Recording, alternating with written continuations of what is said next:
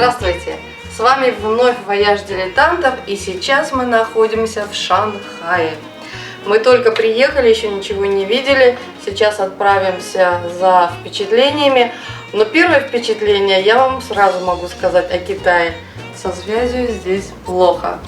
Так что если вы приедете в Китай, будьте готовы к тому, что у вас не будет работать ни Инстаграм, ни Фейсбук, ни YouTube. И очень быстро выложить свои фотографии вы не успеете. А мы отправляемся за впечатлениями.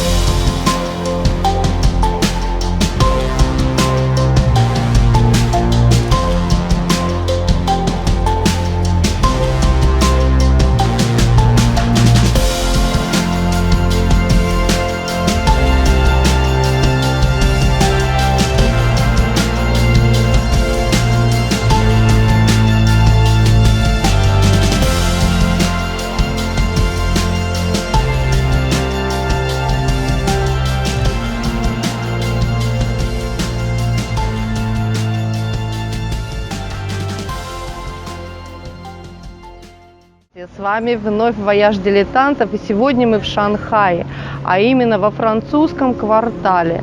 Это очень красивое и приятное место. Когда приходишь в это место, видишь памятник Пушкину, сердце начинает биться чаще, потому что очень приятно увидеть частичку русской культуры где-то далеко в далеком Шанхае. Сейчас мы с вами находимся на площади Пушкина. Посмотрите. Сюда стоит Александр Сергеевич, но он почему-то стоит лицом в другую сторону. Вот, собственно, надпись по-русски: памятник Александру Сергеевичу Пушкину. Да. И изначально он был отлит из бронзы. У этого памятника удивительная судьба. Памятник установило Шанхайское русское общество к столетию со дня смерти поэта. Бронзовый бюст изначально был обращен лицом к России. Как раз в этом месте, во французском квартале, и жили русские мигранты. Жители Шанхая прозвали это место уголком поэта. Это было романтическое место, где назначали свидания влюбленные, встречались друзья и отдыхали семьями. Памятник пережил японскую войну и уцелел от обстрелов. Люди приносили сюда живые цветы. Однажды ночью в 1944 году японские власти снесли памятник, а бюст отправили на переплавку. После того, как Шанхай избавился от японцев, русское общество вновь захотело восстановить его.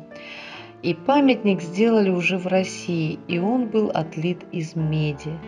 Это знаменательное событие состоялось в 1947 году. А когда русская эмиграция покинула Шанхай, памятник снова был снесен, потому что во время культурной революции в Китае с неприятием относились ко всему чужестранному. Боже, какими мы были наивны, как же мы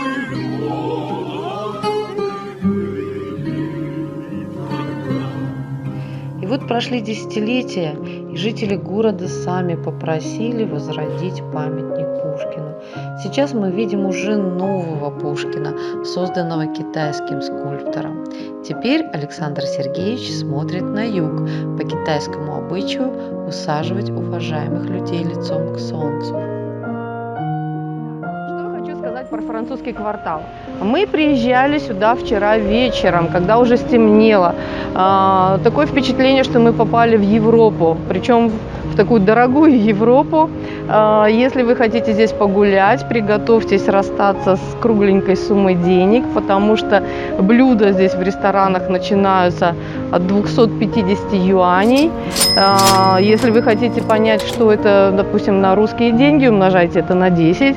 Тем не менее, рестораны полны, народу много, и видно, что здесь живут так сказать, не бедные горожане, а может быть больше туристов приезжают сюда. И также очень много магазинов, тоже дорогих магазинов. Но если вы будете в Шанхае, хотя бы просто приезжайте сюда погулять. Здесь очень приятно, здесь очень приятная атмосфера. И ты думаешь, что ты находишься где-то в Европе. Это не Китай точно. Вот сейчас мы немножко пройдемся по улицам и покажем вам этот французский квартал. Недаром именно здесь селились русские мигранты. Оставайтесь с нами, вояж дилетантов. Мы в Шанхае, французский квартал. Не переключайтесь.